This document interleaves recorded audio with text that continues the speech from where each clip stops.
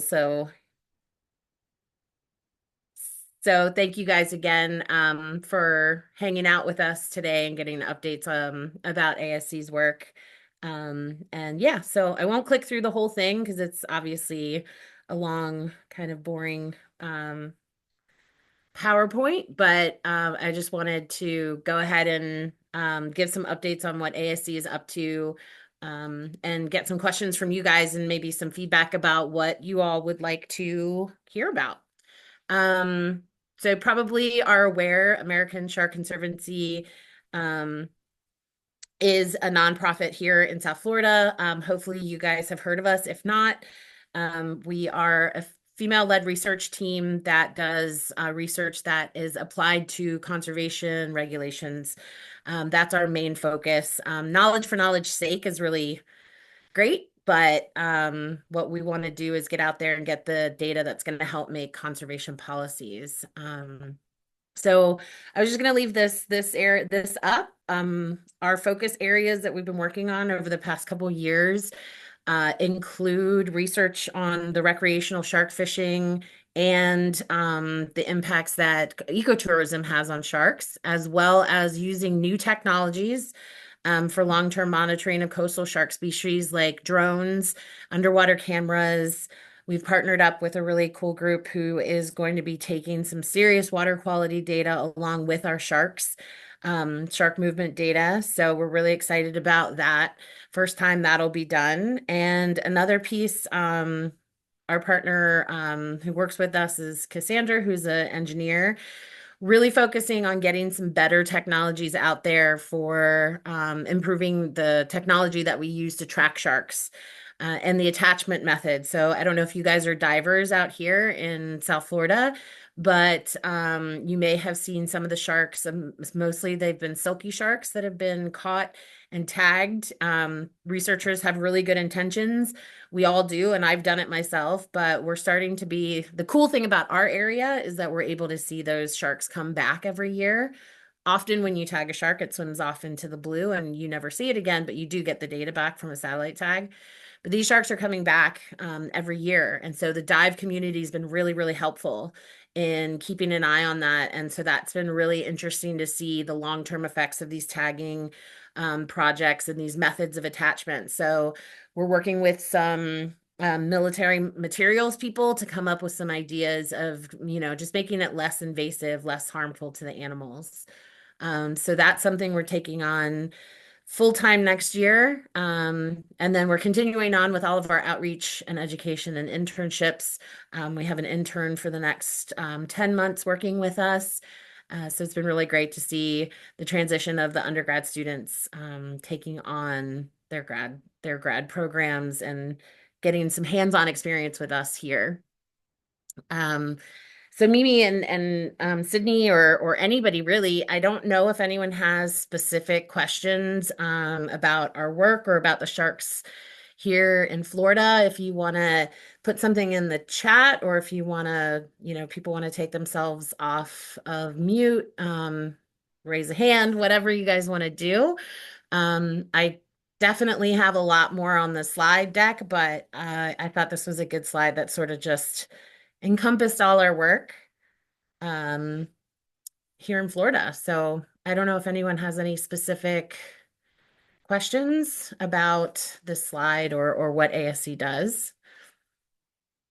Anyone, please feel free to unmute and ask, but I thought we could start with working on the boats, especially because Kailami has our Jupiter boat as well as our West Palm boat. A lot of people ask why you see more sharks on the reefs in Jupiter and then different sharks on maybe the wrecks in West Palm versus the reefs in West Palm. So maybe you could Yeah, chat about no, that. that's a great question. So it's a combination of the way the second reef runs and where we dive.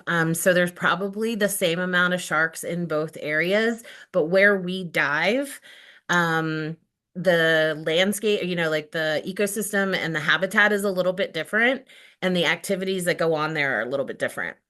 So you have a lot of heavy fishing pressure, a lot of bait and chum in the water towards the northern end, and you have deeper water coming in closer. Like that channel is a bit more narrow, so the space where those sharks can spend time is a bit more narrow.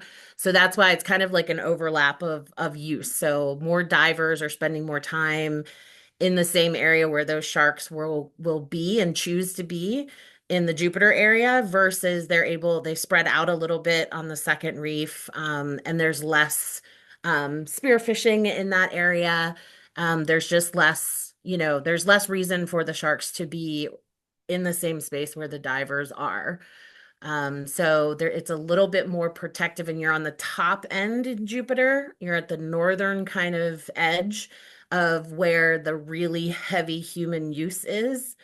So that actually, maybe sharks are spending more time, towards that area because it's getting away from all the boats, if they're constantly getting hooked or there's divers, they don't love bubbles, unless you have something good to eat, they're gonna try to avoid divers in general.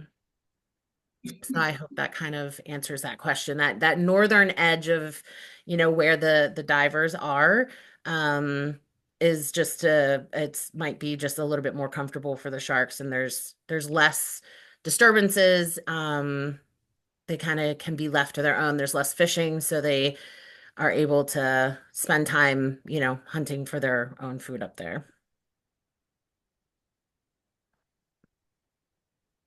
That makes sense. It does. Thank you.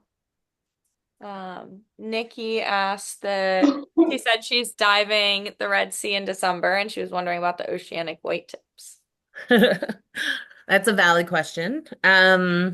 So there's been some unusual behavior. There's still a little bit of question. I've not done, and there may be someone on this call. I don't know. I think I saw Cass had joined, but if she knows anything more about it, I haven't kept up with it. But initially, there have been some interesting behaviors exhibited by the oceanic white tips, but every single shark encounter that has resulted in someone, you know, being like in a dangerous position has been because of their behaviors. And it's usually because of the human's behavior. A very seasoned dive guide will there's lots of steps you can take to avoid there being any kind of um, you know, precarious interactions. There's so many things that you can do before it gets to that point, include exiting water. And so I think as long as you are comfortable with the outfit that you're going out with, and they seem very responsible, there's plenty of things that will be in place to that, you'll probably be able to see one and not have any of those, scary encounters, because it seems like every example that I've known of, it's been the human behavior has instigated a dangerous situation.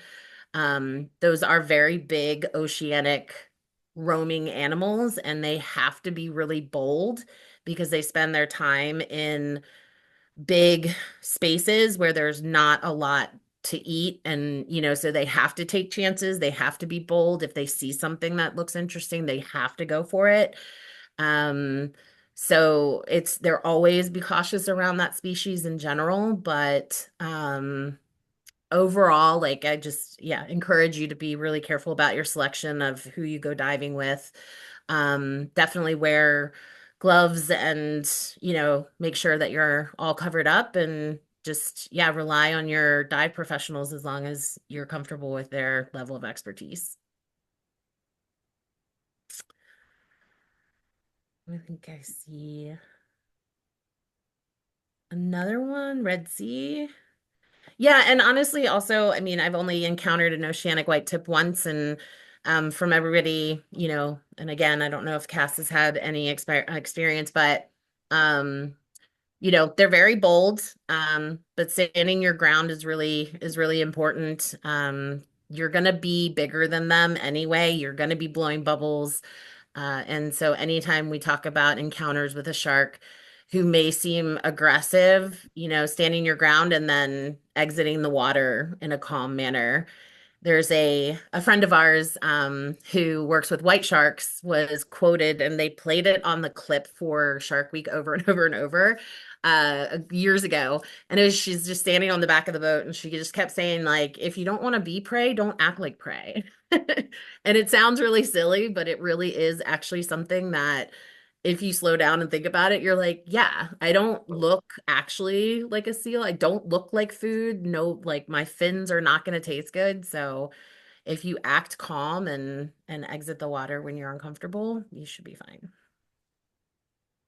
Yeah, the aggressors are great. Yeah, great company. They're gonna have all the best professionals. Oceanic white tips are incredibly awesome to see in the water. They're amazing animals if you think about how they live their lives. So hopefully you will get to see one and get some good pictures and enjoy the experience. And then I see a question from Michael, sharks in the intercoastal and canals. Yeah, so we've actually had the fun experience of trying to get uh plastic debris off of um a nurse shark's neck, but as it came through into the intercoastal. So lots of sharks use the intercoastal as you know, places where they can come in to either rest or potentially drop their pups. It's a nice, shallow, sort of safe place for little sharks. And so we're not entirely sure how they use the intercoastal, especially in the West Palm and the north end of the Palm Beach area. But that's also another big question we're asking because, like I said, we saw, an adult lemon shark with a big plastic thing around its neck, and we kind of chased it all around the intercoastal. And unfortunately, we weren't able to catch it to remove it.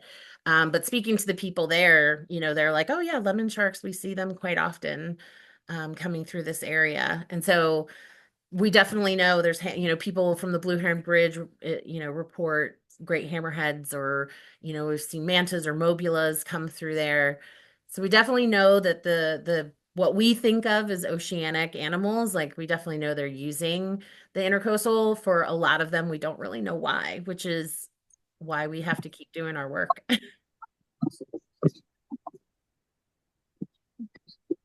Let's see. Oh, awesome. Most commonly seen around the southern region near Elphinstone Reef and the Brothers Island between October and January, but still endangered. If you do see one, you're lucky and you should be in great hands with the DMs of the aggressor. Thank you, Cass. I appreciate that. Yeah, if anyone else maybe has like been out to the Red Sea, I know Nikki would love to probably hear about it and get advice or opinions. So you guys can always add whatever onto our Facebook group, Kyalami Connections too.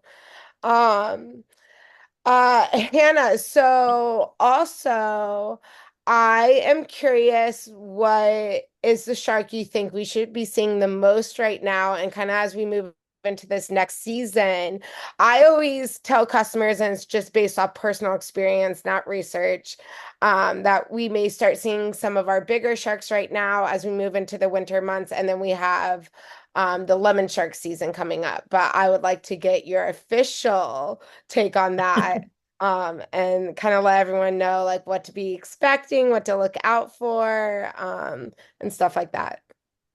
Yeah, no, that's awesome. So yeah, this is, I know, a hard time for divers because um, the weather is challenging.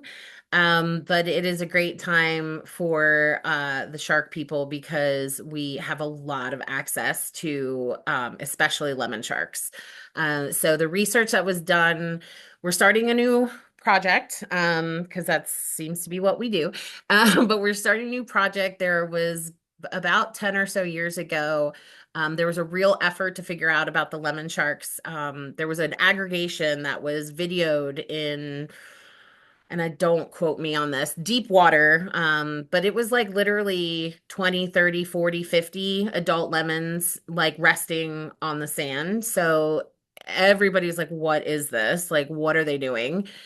So we started to like, well, how do they use this coastline? When are they here? So that initial project said that there was like a peak in the November to, I want to say April.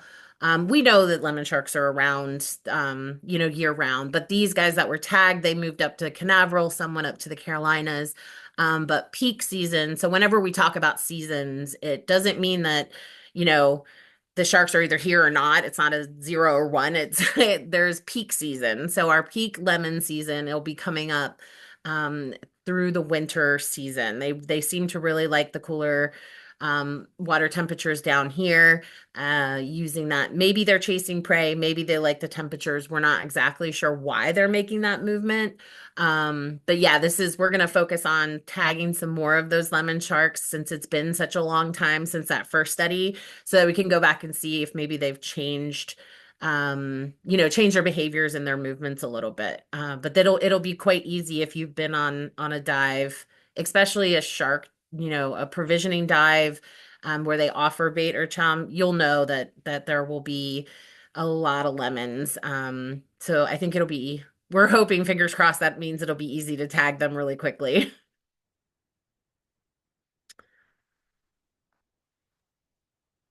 Awesome. Well, I love lemon shark season personally. It's always fun because they're on breakers sleeping, or if we're in Jupiter, we're just seeing them swim by. So that's always Yeah. fun. Yeah, awesome. We have a pretty strong population of adult lemons here. And they're one of the best studied sharks in the world. They're kind of considered a model species because we know so much about them in their sort of younger juvenile from Bimini Shark Lab and stuff. Like we have a lot of baseline information, which is great because we can use that to understand other species that are harder to study. So we'll just be hopefully adding to that body of knowledge, which I'm excited to kind of go back and see, how things have changed over the past like 10, 15 years. Yeah, and I see on the side too that Kyle says he loves lemons. That being said, people that are just starting to get to know our sharks in this area, or many of our tourists that fly back and forth, and just haven't seen them as much as we have. What's like a key that you like to tell to people to distinguish between the lemons, the bulls, the reef sharks? Maybe a hammerhead in the distance if you can't see that head. Kind of for our newer people that are looking at that or struggling with some shark ID. Yeah, no, that's great. So again, I apologize. This will be like a speed through, but I do have some great and this is what we do and this is how we measure sharks underwater and okay da da da da da, which probably people here have already seen. So we have a building out actually an ID guide that we're going to try to get published. And so it's really good profile pictures of the sharks, which I think is super helpful. So for example, the shark, what sticks out to me is the width of the dorsal fin. So it's that top fin is really wide at the base, and the pectoral fins are really wide as well. It can be mistaken for bull sharks or black tips pretty easily, but in this case, this shark is a sandbar. It just has that really wide base to the dorsal fin. And it just looks like its fins are just like maybe two sizes too big for it. Um, and sometimes it can be confused with a silky shark, but again, you know, if you look at that dorsal, it's much smaller. It has a rounder tip. We know that typically we see these sharks in the summertime. And again, flashing through these are, it's probably not going to get absorbed. But hopefully we're going to have a product for everybody to be able to like thumb through and kind of take their time and learn a little bit more. But really it's like the placement of the fins, the time of year. Again, this is one I can't do. I cannot tell the difference between these two, this shark and this shark. A lot of the times, this is a dusky shark, and everyone says it's really easy, and I have a really hard time. Again, we're looking a little bit more at the dorsal fin. It's a little bit wider than the silky shark, and it's rounded at the top. So it can be really subtle things, and the animals are moving through the water, and it can be a little difficult. That's why it actually to get comfortable underwater, it's really great to watch videos where you can identify, like if there's YouTube videos, you can identify like the video identifies the shark and just get used to the way the animal looks underwater. Great hammerhead is pretty easy because that dorsal fin is really sickle shaped. Like if you're not able to, if it's swimming away from you, but it's very, very tall compared to its body, and very sharp pointed at the top. So if you see that in the distance, that's usually a good indication that was a great hammerhead. So the scalloped doesn't have that dorsal fin that is quite as pointy. It's a little bit thicker and wider and rounded. And really it's scalloped. The hammer is really pinched in. It's very exaggerated. These again are really easy to say when you're looking at a static picture. Because I've had like a tiger shark in the distance, and you kind of body wise, I wasn't entirely sure until I saw how square its nose was. And that's what finally I was like, oh, I know what that is. Okay, got it. So sometimes it does take a lot of like looking at different images and a lot of video. Lemon sharks to me are the biggest thing is the fact that the two dorsal fins are about the same size. In most sharks, that second dorsal fin, the one to the far right, is quite small compared to the first one, or compared to the first one. In lemon sharks, they are actually around the same size. So again, if you kind of get a flash of just like, oh, first dorsal fin, depending on the visibility, all of that, if you see a shark with two large dorsal fins, it's most likely a lemon shark. If it's all resting on the bottom, it'll probably be a nurse shark. So again, it's kind of hard in the water. These two are often confused. The bull shark and a reef shark can look very, very similar, especially if it's a smaller bull shark and doesn't look quite as thick as this one does. But we can actually we have a PDF of this. If anyone's interested, they can shoot me a message and I can share the PDF. I'm so happy you started with those first three because I'm Yeah. always embarrassed to say, but they are so hard for me. So, I I think that was perfect for all of us. yeah. But yeah, as you guys progress and maybe get these printouts, I'm sure you guys will let us know, and I'll definitely, if anyone's interested in more info like that, you can always shoot me or Hannah a message, and we can keep you updated with that too. Yeah. Absolutely.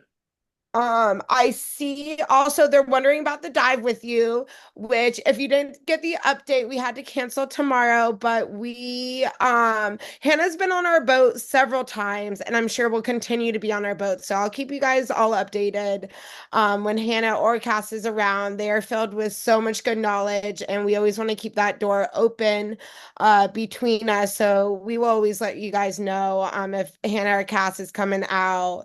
And if you guys want to get connected to even more with Hannah, I'm sure she is happy for you to send her an email and she can always connect with you even more too. Um, haven't touched on it. So, any updates of what's really hurting our sharks, maybe in this area or other areas? Is it, um, a touchy subject? Is it fishing? Is it debris? Like, what can we do to help our sharks in this area? I will click through great whites if we're ever able. Some of our recreational data. Okay, maybe I didn't have it in here. Sorry. Um, let's go back to a better picture. So, dun, dun, dun. I think I had a local threats one. I saw it. It was before Did the you? sharks. Yeah, it was before the sharks, more towards the beginning. I There we could go. see it. That's what made me think of it. So I Okay, thank was you. like, people are probably going to wonder about it. Like I threw this together quickly, but yeah, so local threats, overfishing is still a concern. The fact that we aren't 100% sure what our stocks all look like, but yet we still have a commercial fishery for sharks, and a lot of the fishing happens here in Florida. It's all legal and there's lots of, regulations around it. However, that commercial fishery is still going on. What we have been mostly focused on is people who are fishing for sharks recreationally, and that's a really popular thing in Florida. Florida has the most permit holders for this type of activity, and although a lot of them do practice catch and release in the recreational fishing, we don't know how well these sharks survive. So that's a really big question mark. It's a really big question mark in the data sets that we really want to find out more about. And then I'm not sure if everyone's aware, but there's a lot of concern in the fishing community over sharks taking their catch. But not just sharks, there's dolphins and like there's a lot of other animals, but for some reason sharks in Florida are the number one complaint. And in this case, there is some very loud people who seem to want to handle that by taking it into their own hands and reducing the number of sharks, no matter what the science says. And so, although some coastal species are rebounding. They have certainly not rebounded. When we dropped our populations of sharks down to like 1 to 2%, we are going to see an increase, but we've only increased by a few percentage points. We are certainly not back to any kind of healthy baseline level. But it's headed in the right direction, which is like that's great. We're conservation and management is doing their job. However, for people who grew up in a time when sharks were at their lowest population levels, they're getting really frustrated now because they're competing with those sharks for their catches. So that has caused and the major concern on our side is, there's a lot of misinformation about what species of shark it is. There's not a lot of really good reporting. There's a lot of people who are now starting to do that research, really dig into like what species it is, what catches are being affected by this.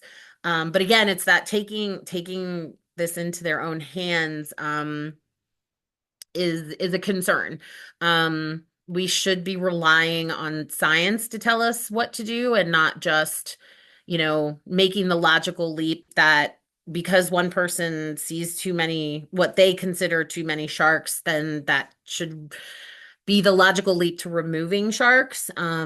That's a dangerous, and sort of not the way our wildlife management works. So it's concerning. I understand people are upset. But it is one of the things that like we try a lot to have conversations with people about, options that they can do. They're developing some deterrents and tools so that some of the sharks won't, be interested in their catch. Some of the behavior that the anglers can take, like a fisherman can take, they can move spots, they can use certain gear at certain times to avoid this. And just trying to like reiterate the fact that like just because they feel like they've had too many shark interactions doesn't mean there's too many sharks and they need to be reduced.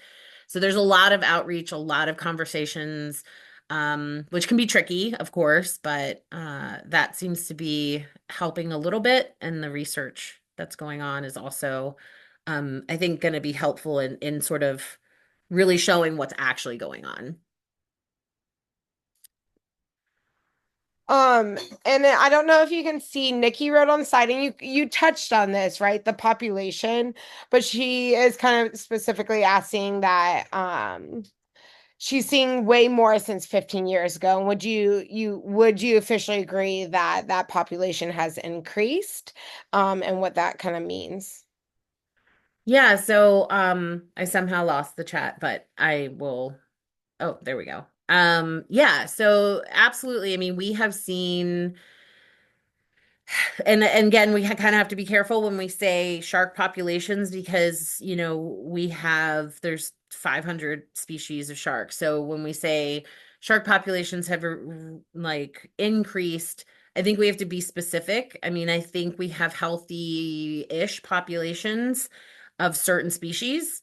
But we have of quite a few species that are still really, really, really low. So what happened in the 80s, with fishing and no regulations on sharks, and they were considered as pest species, and then all of a sudden they had economic value. They got wiped out really, really quickly because they don't reproduce as fast as a bony fish does. So unfortunately, their populations crashed really quickly. And then it takes a really long time to rebound. We are starting to see some numbers come back and increase. And that's great. Again, that shows that like the science was right and the conservation and regulations that were in place are working. So yes, we are seeing some increases. But again, that's nowhere near, where they were 20 years ago, 30 years ago. And we have a little bit of ways to go because even to reach like the levels that are okay for commercial fishing, like we still have a long way to go before we can start removing adults from the population, because they need time to continue to reproduce and create the next generation to build that population back up. So we're not quite there yet. But yes, we definitely have a few species and a few populations that are doing okay. Um, Also, I just see that Nikki mentioned a hammerhead, but all of a sudden in the last years, we're seeing more hammerheads. Do you know if they've changed like their location a lot? Someone like we had two or three people talking about it on the boat this week, just that first there was one, but now there's a lot, not meaning bigger population, but maybe a different location. Can you maybe touch on that at all? Because I know a couple people were interested. Yeah. So I think there's a couple of things that have happened at the same time. So there's been recent studies have shown that their population is not overfished in the like Southeast Atlantic. We know that they make long migrations, but they do kind of rely on the coast of Florida for most of their stages of life, right? So whether it's dropping their pups while they're like juveniles, but the fact that we're seeing a lot of adults right now, I think is a combination of the fact that there's more people that are doing shark diving in the sense that there's divers in the water that are consistently going in and introducing a good smell. Because sharks can be conditioned not to scare anyone. I mean, I think we all know that they can be conditioned. And so I think what we've seen is a combination of possibly the environment changing a little bit, as well as at the same time, a really and pretty consistent a consistent like supply of provisioning going on and bait and chum being introduced into the water. I don't necessarily think that is bringing any new sharks to the area. I think it's just bringing them within sight of divers. Because there's no reason to think that their population has increased in any way. They just might be getting used to coming closer to divers. I'm sure some people love that and some people hate that. Yes. Uh, Always, tug of war each side, and we love you both. Hannah touched on this a little, guys, but it's also like a shout out to her and ASC. Um, all this is not just because she loves the sharks, like, and that's why she's saying they have this population. They have real data and real science, and I think that's why um we as a community support them so much as well, because they are kind of making facts from that and not just like feelings, and that's what can like really make a difference. So I just wanted to kind of like loop back around to that and say that. And then I know a lot of people I saw on the side are very interested in your PDF. So I wanted to go ahead and say you guys can see in the bottom of her slide, she has an info email there. And if Hannah wants another one too, I'm sure she'll let you know here soon. But you guys, I'm sure, can go ahead and send an email to her info. But guys, if you're super interested in sharks, you want more connections with ASC, always send me an email too at Mimi at the Scuba Club. Because then if Hannah's coming on board or we have something educated related, I'm sure it's probably coming from ASC. I will make sure you guys get that too, because I always want to keep, seeing what community you're interested in to help you guys find those, education possibilities or support or community or whatever that is. Yay, Hannah, good. This is really easy. The little QR code that says hi in the middle has all of our details. So everything that's listed on the left-hand side, you will be in that. It's like a digital business card, so you can scan that with your phone. Or if you just kind of search for American Shark Conservancy, and if anyone feels, generous, the QR code under the support, we are a small nonprofit. We don't have a larger, organization to support us. So it's our community that does it, and we are incredibly grateful. So if anyone feels like, supporting us and the work that we do, we would really appreciate it. The QR code to the right takes you to one of our ongoing fundraisers. Um, it's definitely awesome to be able to connect with the community, and answer questions directly. So I'm happy to keep going if there's questions, Mimi, or if you guys have any deadlines or anything that you need to be um cognizant of. We do not have any deadlines. We will just take all that you can give. But yeah, if there's anything more you think that would help our community, I'm sure we're happy to take it. And if anyone has some kind of last questions too for Hannah, go ahead and write it. But yeah, anything else you think that would help our community know or give them info, I'm sure we'll take. But Hannah's, I know for everyone else, Hannah's filled with hours of info. So Yeah. I won't do that to her either. I can easily, yeah, we can chat about literally I mean, even if I don't know, I'm like, oh my gosh, it's a good question. We got to look that up. So I'm happy to keep talking, but the one thing I was going to say too, if anyone's interested in volunteering, we do ask that you help with some outreach events. So our springtime and is usually packed with outreach, like tabling, community events, and it can be really fun. There's a lot of like we have games, we have things that like interactive things to help the kids learn about sharks and stuff. So we're always, or if anyone has kids that need, volunteer hours, we're happy to sign off on that too. But yeah, we love spending time. It's a great way to learn more about our organization. If you get to come and hang out at one of the outreach events and get to learn and listen to one of us talk, about what we do and about, more about what would be on um our slides and the PDFs, and like, it's a great way to kind of absorb some of that stuff. So there's a lot of opportunities for that, and we're always, anyone has any ideas or questions, like this is how we learn about the sharks, and the things that are going on in our waters, because you guys divers are in the water all the time. So if you see something weird or you have a question, like please feel free to reach out. You're our eyes in the water, which is really, really helpful.